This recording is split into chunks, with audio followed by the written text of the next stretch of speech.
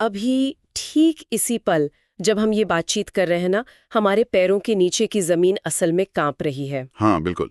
अगर हम डेटा देखें तो पूरी दुनिया में औसतन हर 1 मिनट में एक भूकंप आता है। सोचिए, हर मिनट। हम अक्सर सोचते हैं कि ये पहाड़ अपनी जगह पर एकदम जमे हुए हैं या हमारी धरती बिल्कुल शांत और स्थिर है। लेकिन सच्चाई तो यही है कि हमारा ग्रह लगातार हिल रहा है। मतलब वो कभी पूरी तरह शांत नहीं बैठता। एकदम सही। तो आज के इस विस्तृत चर्चा में हमारा मिशन यही है कि हम जमीन के मीलों नीचे चलने वाली इस खामोश लेकिन बेहद ताकतवर प्रक्रिया को गहराई से समझें। हाँ, और हम आज के स्रोत सामग्री के आधार पर ये डिकोड करेंगे कि धरती आखिर कांपती क्यों है और ये भूकंपीय तरंगें कैसे दौड़ती हैं। और सबसे दिलचस्प बात जो मुझे लगी कि कैसे वैज्ञानिक इन तरंगों का इस्तेमाल बिना कोई गड्ढा खोदे ही हमारी पृथ्वी का एक तरह का एक्सरे निकालने के लिए करते हैं। अरे ये एक्सरे वाला हिस्सा वाकई विज्ञान का एक बहुत ही शानदार पहलू है। मतलब हम जमीन के अंदर झांक कर तो नहीं देख सकते ना। हाँ, बिल्कुल नहीं देख सकते। तो ये कंपन और तरंगें ही हैं जो हमें पृथ्वी के सबसे गहरे राज बता देती हैं। धरती का ये लगातार कांपना हमें याद दिलाता है कि हम एक बहुत ही सक्रिय और जिंदा ग्रह पर रहते हैं। तो चलिए इसे समझने के लिए एक बहुत ही आसान सा उदाहरण लेते हैं। हाँ। बचपन में हम सबने लकड़ी के उस साधारण से स्केल या रूलर के साथ तो खेला ही है। हाँ हाँ बिल्कुल। जब हम उस लकड़ी के स्केल को दोनों सिरों से पकड़कर धीरे धीरे मोड़ना शुरू करते हैं तो वो तुरंत नहीं टूटता है, वो मुड़ता है और उस तनाव को बर्दाश्त करता है। एकदम सही कह रही हैं आप। उस लकड़ी के अंदर एक भारी ऊर्जा जमा होने लगती है। हाँ, और फिर एक पल ऐसा आता है जब दबाव बिल्कुल बर्दाश्त से बाहर हो जाता है और क्रैक। हाँ, स्केल टूट जाता है। बिल्कुल, स्केल टूट जाता है और हाथों में एक तेज झटका लगता है। भूकंप के पीछे का विज्ञान भी काफी हद तक ऐसा ही है ना? बिल्कुल ऐसा ही है। जब जमीन के नीचे की चट्टानें जो हमारी टेक्टोनिक प्लेट्स का हिस्सा हैं, वो एक दूसरे के साथ रगड़ खाती हैं, तो बिल्कुल यही प्रक्रिया होती है। क्योंकि ये विशालकाय प्लेट्स तो हमेशा गति में रहती हैं। हाँ, लेकिन इनकी दरारों पर, जिन्हें हम फॉल्ट लाइंस कहते हैं, बहुत भारी घर्षण या कह लीजिए फ्रिक्शन होता है। मतलब ये घर्षण चट्टानों को आसानी से खिसकने नहीं देता। एकदम सही। इस घर्षण की वजह से चट्टानें आपस में फंस जाती हैं। वे आगे तो बढ़ना चाहती हैं, लेकिन रगड़ उन्हें रोक कर रखती है। और जैसे जैसे समय बीतता है वो पीछे से आ रहा धक्का और ज्यादा बढ़ता जाता है। बिल्कुल। ऊपर की चट्टानों का भारी दबाव और नीचे से प्लेटों को धकेलने वाली ताकतें, ये सब मिलकर चट्टान में लगातार तनाव या स्ट्रेस पैदा करती हैं। और स्रोत सामग्री बताती है कि ये प्रक्रिया दशकों या सदियों तक चल सकती है। हाँ, और इसी दौरान चट्टानें धीरे धीरे अपना आकार बदलने लगती हैं, जिसे विज्ञान की भाषा में डिफॉर्मेशन कहते हैं। ठीक वैसे ही जैसे हमारा लकड़ी का स्केल मुड़ रहा था। एकदम वही चीज। और जब ये तनाव घर्षण की पूरी क्षमता को पार कर जाता है तो चट्टानें अचानक अपनी जगह से खिसक जाती हैं। इसे सडन स्लिप कहते हैं। और फिर सदियों से जमा हुई वो सारी ऊर्जा बस एक ही झटके में आजाद हो जाती है। हाँ, और वही ऊर्जा हमें सतह पर भूकंप के झटके के रूप में महसूस होती है। पर रुकिए, यहाँ एक चीज मुझे हमेशा उलझन में डालती है। बताइए, क्या उलझन है? अगर ये सडन स्लिप और इतनी भयानक टूट-फूट जमीन के 25 या 50 मील नीचे हो रही है तो ऊर्जा तो हर दिशा में बराबर फैलनी चाहिए ना? हाँ, भौतिकी के हिसाब से तो ऐसा ही होना चाहिए। तो फिर ऐसा क्यों होता है कि सतह पर किसी एक खास शहर या किसी एक खास हिस्से में ही पूरी तबाही मच जाती है? ये एक बहुत ही तार्किक सवाल है और इसे समझने के लिए हमें 2 शब्दों पर ध्यान देना होगा, फोकस और अधिकेंद्र। अच्छा, फोकस और अधिकेंद्र। हाँ, फोकस, जिसे हाइपोसेंटर भी कहते हैं, जमीन के नीचे वो असली बिंदु है जहां चट्टानें टूटती हैं और ऊर्जा सबसे पहले पैदा होती है। मतलब एकदम गहराई वाला असली केंद्र। बिल्कुल। ऊर्जा वाकई हर दिशा में एक गोले की तरह फैलती है वहां से।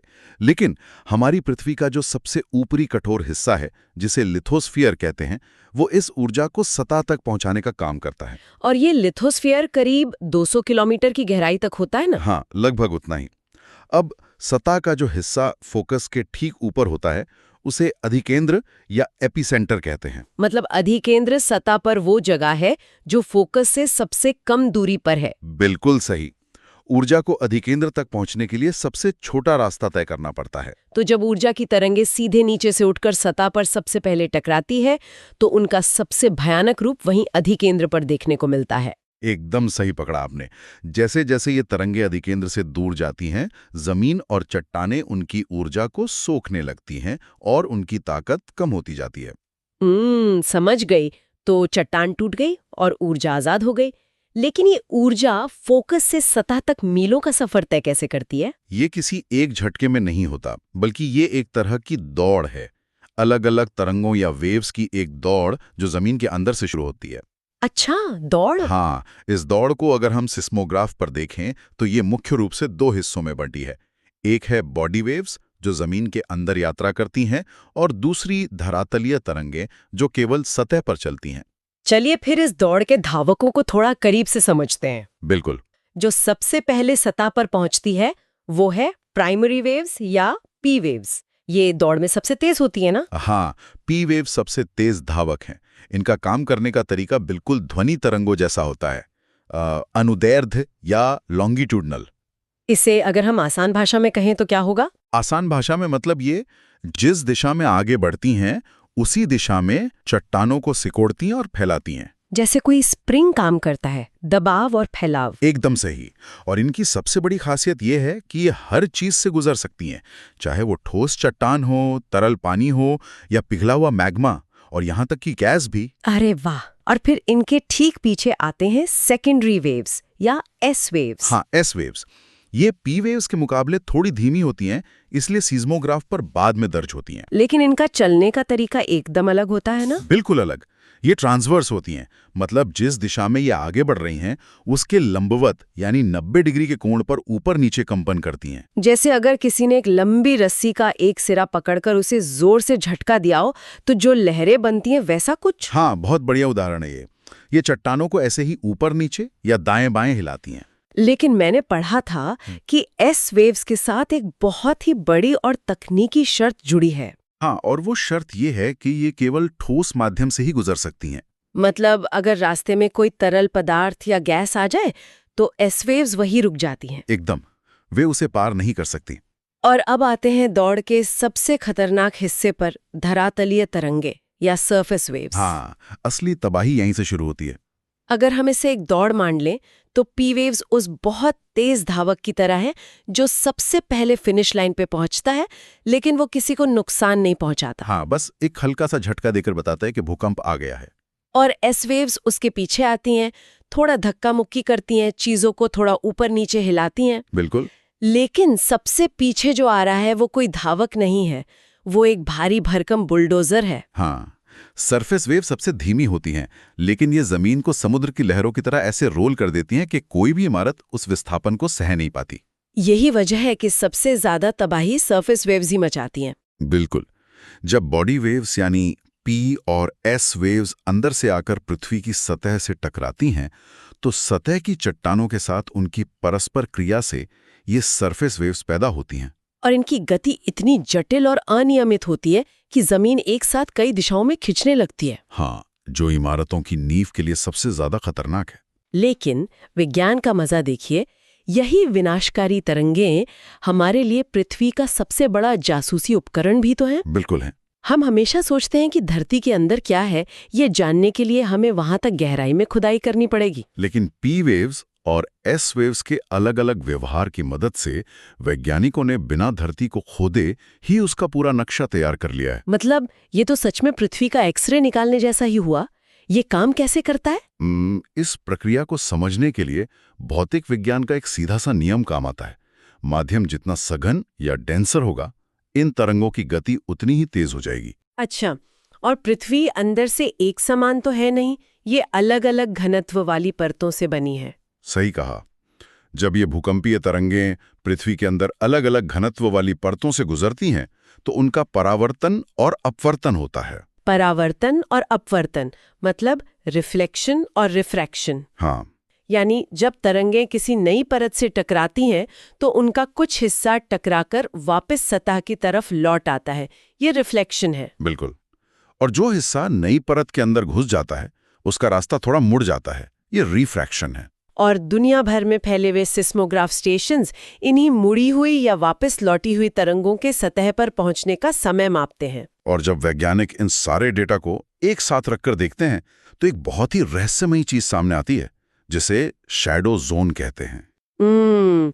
ये शैडो जोन वाला कॉन्सेप्ट तो एकदम दिमाग को झकझोर देने वाला है। हाँ, बिल्कुल। अगर हम पृथ्वी को एक बड़ी सी गेंद मान लें और उसके एकदम ऊपरी सिरे पर यानी 0 डिग्री पर भूकंप आता है तो तरंगे अंदर की तरफ फैलती हैं। हाँ, वे हर दिशा में फैलेंगी। लेकिन वैज्ञानिकों ने देखा कि अधिकेंद्र से 105 डिग्री से 145 डिग्री के बीच के हिस्से में दुनिया के किसी भी सिस्मोग्राफ पर पी वेव्स पहुंचती ही नहीं है। बिल्कुल नहीं पहुंचती। वो जगह एक अदृश्य क्षेत्र या शैडो जोन बन जाती है। और इससे भी बड़ी बात जो स्रोत में बताई गई है, 105 डिग्री के बाद के पूरे हिस्से में एस वेव्स पूरी तरह से गायब हो जाती हैं। और यहीं पर वैज्ञानिक सोच अपना जादू दिखाती है। हमने एस वेव्स की उस खास शर्त के बारे में क्या बात की थी कि वे सिर्फ ठोस माध्यम से गुजर सकती हैं। अगर रास्ते में तरल पदार्थ आया तो वो आगे नहीं बढ़ सकती। बिल्कुल, यही वो सुराग है। तो मतलब जब 105 डिग्री से आगे के हिस्से में एस वेव्स अचानक पूरी तरह गायब हो जाती हैं तो इसका सिर्फ एक ही मतलब निकलता है, हाँ, कि पृथ्वी के अंदर एक ऐसी विशालकाय परत है जो ठोस नहीं है। अरे वाह! इसी गायब हुई तरंग ने बिना किसी शक के ये साबित कर दिया कि पृथ्वी का बाहरी कोर पिघले हुए तरल रूप में है। बिल्कुल, बिना देखे सिर्फ सुरागों से पूरी तस्वीर समझ लेना, यही तो विज्ञान का असली मजा है। सच में हम जमीन के हजारों किलोमीटर नीचे क्या है ये जानने के लिए वहां नहीं जा सकते, लेकिन सिर्फ एक गायब हुई तरंग के आधार पर हम ये साबित कर देते हैं कि वहां पिघला हुआ लोहा और निकल बह रहा है। हाँ, और जो पी वेव्स 105 से 145 डिग्री के बीच नहीं मिलती, उसका कारण भी यही है। अच्छा, वो कैसे? वे उस तरंग कोर में घुसते ही इतनी बुरी तरह मुड़ जाती हैं, मतलब रिफ्रैक्ट हो जाती हैं, कि वे खास हिस्से में कभी वापस सतह पर आ ही नहीं पाती। ये सिस्मोलॉजी की बहुत बड़ी ताकत है। बिल्कुल, इन तरंगों की गति में होने वाले छोटे छोटे बदलावों को पढ़कर ही तो हमने पृथ्वी की हर एक परत, क्रस्ट, मैंटल, आउटर कोर और इनर कोर की मोटाई और घनत्व का एकदम सटीक नक्शा बना लिया है। तो अब जब हम जान गए हैं कि जमीन के अंदर क्या टूट रहा है, तरंगे कैसे दौड़ रही हैं और धरती का नक्शा कैसे बन रहा है, तो सवाल ये आता है कि इस भयानक ऊर्जा को मापा कैसे जाए। ये भी एक बहुत जरूरी पहलू है। जब भी भूकंप आता है न्यूज में हमें एक ही शब्द सुनाई देता है, रिक्टर स्केल। हाँ, रिक्टर स्केल सबसे ज्यादा आम है। लेकिन स्रोत सामग्री में एक और स्केल की बात की गई है जो शायद हमारे लिए ज्यादा मायने रखता है, मर्केली स्केल। हाँ, इन दोनों के बीच का अंतर समझना बहुत जरूरी है क्योंकि ये दोनों भूकंप के दो बिल्कुल अलग पहलुओं को मापते हैं। तो रिक्टर स्केल क्या मापता है? रिक्टर स्केल ये मापता है कि भूकंप के दौरान असली सोर्स पर कितनी ऊर्जा निकली। इसे परिमाण या मैग्नीट्यूड कहते हैं। ये 0 से 10 तक का स्केल है। और यहाँ गणित का एक छोटा सा लेकिन खतरनाक नियम लागू होता है ना? हाँ, खतरनाक तो है।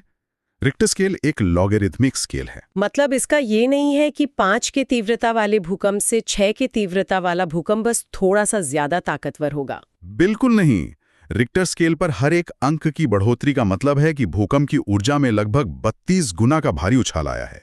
32 गुना, मतलब एक 6 तीव्रता वाला भूकंप 5 तीव्रता वाले भूकंप से 32 गुना ज्यादा ऊर्जा छोड़ता है। हाँ, और अगर 5 की तुलना 7 तीव्रता वाले भूकंप से करें तो ये 1000 गुना ज्यादा ताकतवर हो जाता है। बाप रे! इसीलिए 8 या उससे ज्यादा तीव्रता वाले भूकंप पूरी दुनिया का नक्शा बदलने की ताकत रखते हैं। एकदम सही, पर ये बहुत दुर्लभ होते हैं, 1-2 साल में शायद एक बार आते हैं। और दूसरी तरफ है मर्केली स्केल, जो तीव्रता या इंटेंसिटी को मापता है।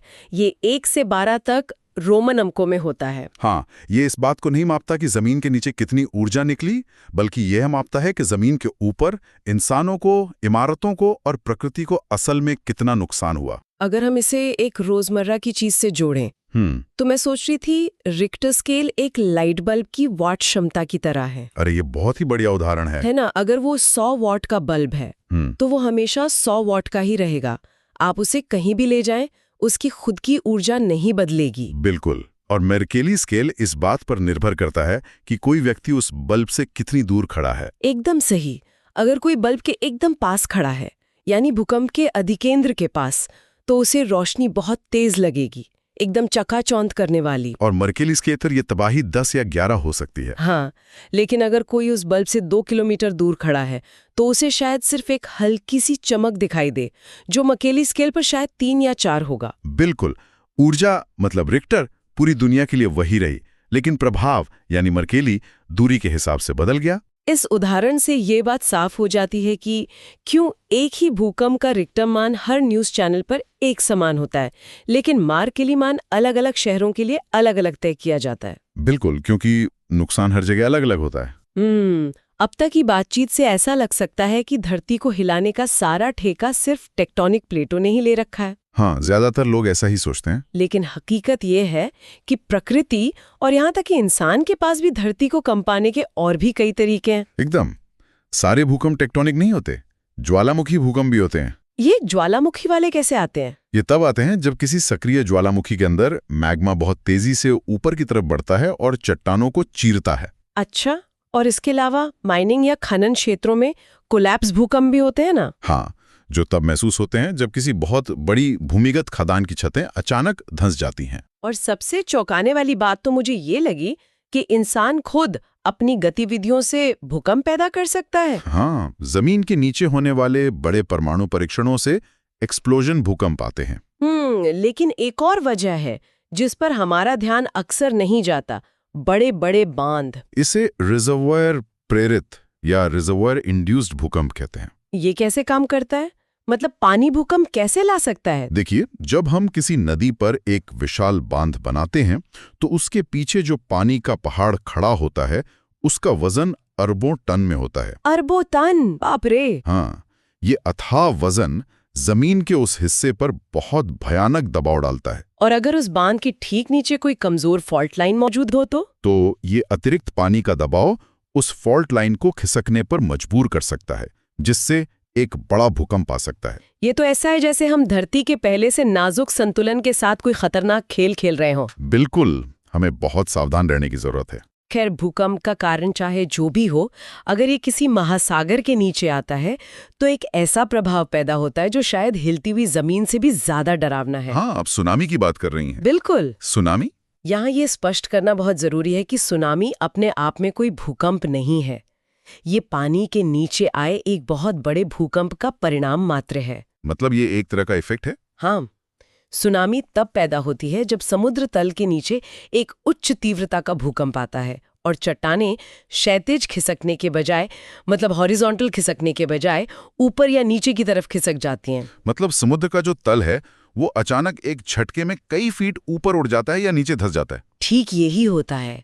और जब जमीन का वो हिस्सा अचानक ऊपर उठता है तो वो अपने ऊपर मौजूद पूरे के पूरे समुद्र के पानी को, मतलब एकदम तल से लेकर सतह तक के पानी को ऊपर की तरफ धकेलता है। जैसे अगर हम पानी में एक पत्थर फेंकें तो जो लहर बनती है वो तो सिर्फ सतह पर होती है। बिल्कुल, लेकिन सुनामी में पूरा का पूरा पानी का स्तंभ या वाटर कॉलम अपनी जगह से हट जाता है और ये विस्थापित पानी फिर लहरों के रूप में चारों तरफ फैलने लगता है। हाँ, और मजे की बात यह है कि गहरे समुद्र में ये लहरें बहुत ऊंची नहीं होती, शायद सिर्फ 1 या 2 फीट की। मतलब वहां से गुजरने वाले जहाजों को पता भी नहीं चलता होगा कि उनके नीचे से सुनामी गुजर गई है। बिल्कुल नहीं चलता, लेकिन इनकी गति किसी जेट विमान जितनी तेज होती है, लगभग 800 किलोमीटर प्रति घंटे तक। 800 किलोमीटर प्रति घंटे? लेकिन जैसे ही ये तेज रफ्तार लहर तटीय इलाकों के उथले पानी में पहुंचती है तो पूरी कहानी बदल जाती है ना? एकदम। नीचे जमीन से रगड़ खाने के कारण लहर का आगे का हिस्सा धीमा हो जाता है, लेकिन पीछे से आ रहा पानी उसी जेट की रफ्तार से आगे बढ़ता रहता है। नतीजतन पीछे का पानी आगे वाले पानी पर चढ़ने लगता है। हाँ, और वो 1 या 2 फीट की लहर अचानक एक विशालकाय भयानक दीवार में बदल जाती है जो शहरों को निगल लेती है। बहुत ही डरावना है ये। और सुनामी के अलावा भी भूकंप के कई खतरनाक प्रभाव होते हैं, जैसे स्रोत में मृदा द्रवीकरण या सॉइल लिक्विफैक्शन का जिक्र था। हाँ, ये नाम जितना तकनीकी है, इसकी प्रक्रिया उतनी ही खतरनाक है। ये लिक्विफिकेशन असल में होता क्या है? देखिए, जब भूकंप के कारण जमीन बहुत तेजी से हिलती है तो मिट्टी के कणों के बीच मौजूद पानी का दबाव अचानक बहुत बढ़ जाता है। अच्छा, इतना बढ़ जाता है कि मिट्टी के कण एक दूसरे से अपना संपर्क ही खो देते हैं। मतलब जो जमीन कुछ सेकंड पहले तक बिल्कुल ठोस थी वो अचानक दलदल या गाढ़े तरल पदार्थ की तरह बर्ताव करने लगती है। बिल्कुल, एकदम क्विक सैंड या दलदल की तरह। ऐसी स्थिति में उस जमीन पर बनी हुई बड़ी बड़ी इमारतें, पुल या सड़कें अचानक धंसने लगती हैं या एक तरफ झुक जाती हैं। ये तो बहुत ही भयानक है। और पहाड़ी इलाकों में भारी भूस्खलन या लैंडस्लाइड का भी खतरा रहता होगा। हाँ, वो भी एक बहुत बड़ा रिस्क है। हमने इतनी सारी तबाही, तरंगों और विनाशकारी प्रभावों के बारे में बात की, तो अंत में मेरे मन में एक सवाल ये उठता है कि इन भूकंपीय तरंगों के इस पूरे विज्ञान को समझने का असल फायदा क्या है? फायदा तो बहुत है। मतलब हम भूकंप को रोक तो सकते नहीं हैं? हम भूकंप को रोक नहीं सकते, ये सच है, लेकिन हम इसके विज्ञान का इस्तेमाल खुद को बचाने के लिए तो कर सकते हैं ना। वो कैसे? सिस्मोलॉजी का सबसे बड़ा फायदा आपदा प्रबंधन और शहरी नियोजन मतलब अर्बन प्लानिंग में है। हम भूकंपीय डेटा का इस्तेमाल करके हजार्ड मैपिंग करते हैं। Hazard mapping? यानी हम नक्शे पर उन इलाकों को लाल रंग से मार्क कर सकते हैं जहां जमीन कमजोर है या जहां भूकंप का असर सबसे ज्यादा होगा? बिल्कुल सही। इससे प्रशासन ये तय कर सकता है कि अस्पताल या स्कूल कहाँ नहीं बनाने हैं। और जहां इमारतें बनेंगी भी उनका डिजाइन ऐसा होना चाहिए जो पी और एस वेव्स के उस खतरनाक विस्थापन को सह सकें। एकदम। और सुनामी चेतावनी प्रणालियां भी तो पूरी तरह से इन्हीं तरंगों के दौड़ पर काम करती हैं। अच्छा, वो कैसे काम करती हैं? यादें हमने कहा था कि पी वेव्स सबसे तेज होती हैं और सबसे पहले पहुंचती हैं। हाँ, पी वेव्स तेज धावक हैं। वैज्ञानिक उन पी वेव्स को पकड़कर तुरंत अलर्ट जारी कर देते हैं। अरे वाह! इससे विनाशकारी सुनामी या सरफेस वेव्स के पहुंचने से पहले तटीय इलाकों को खाली करने के लिए कुछ मिनटों का बेहद कीमती समय मिल जाता होगा। बिल्कुल, कुछ मिनटों का समय भी हजारों जानें बचा सकता है। तो मतलब ये तरंगे केवल विनाश का संदेश लेकर नहीं आती, बल्कि अगर हम विज्ञान को सही से समझें तो वे हमारे लिए बचाव का एक बहुत बड़ा मौका भी लेकर आती हैं। एकदम सही बात है। चलिए अब इस पूरी चर्चा को समेटते हैं। आज हमने देखा कि कैसे जमीन के नीचे सालों तक फंसी हुई चट्टानें अचानक अपनी ऊर्जा छोड़ती हैं। हाँ, और हमने पी, एस और सरफेस वेव्स की उस खौफनाक लेकिन जरूरी दौड़ को भी समझा। अन्य ये भी जाना कि कैसे एक गायब हुई एस वेव ने हमें पृथ्वी के तरल कोर का इतना बड़ा राज बताया। और कैसे रिक्टर का गणित मर्केली के अनुभव से अलग है, ये भी हमने गहराई से समझा। और हमने ये भी समझा कि चाहे वो बांध बनाने का असर हो या समुद्र के नीचे पैदा होने वाली सुनामी, पृथ्वी की यह ताकत हमें हमेशा बेहतर तकनीक और सुरक्षित शहर बनाने के लिए प्रेरित करती है। बिल्कुल करती है। लेकिन आज की इस चर्चा को खत्म करने से पहले शुरुआत में की गई उस बात पर मैं वापस लौटना चाहती हूँ कि धरती हर मिनट कांप रही है। हाँ, वो लगातार धड़क रही है। ये हमारा ग्रह कभी शांत नहीं बैठता। ये लगातार ऊर्जा की एक धड़कन या पल्स पैदा कर रहा है जिसे हम अपनी रोजमर्रा की भागदौड़ में महसूस भी नहीं करते। सच कहा आपने। हमने इन तरंगों के जरिए पृथ्वी का एक्सरे निकालना तो सीख लिया है, हमने कोर और मैंटल का नक्शा भी बना लिया है। हाँ। लेकिन सोचिए, अपने गहरे सन्नाटे में इस खामोश लेकिन अनवरत धड़कन के जरिए ये ग्रह हमें और कितने रहस्य बताने की कोशिश कर रहा है। ये वाकई बहुत गहरा सवाल है। शायद अभी भी जमीन के मीलों नीचे कुछ ऐसा है जिसे सुनना हमने अभी तक नहीं सीखा है। ये वास्तव में एक ऐसा विचार है जो हम सभी को सोचने पर मजबूर करता है। विज्ञान की खोज अभी बहुत लंबी है। और इसी विचार के साथ हम आज की इस गहरी चर्चा को यहीं विराम देते हैं। विज्ञान की इन सतहों को खंगालने में बहुत मजा आया। अगली बार एक नए विषय और नई गहराइयों के साथ फिर मिलेंगे।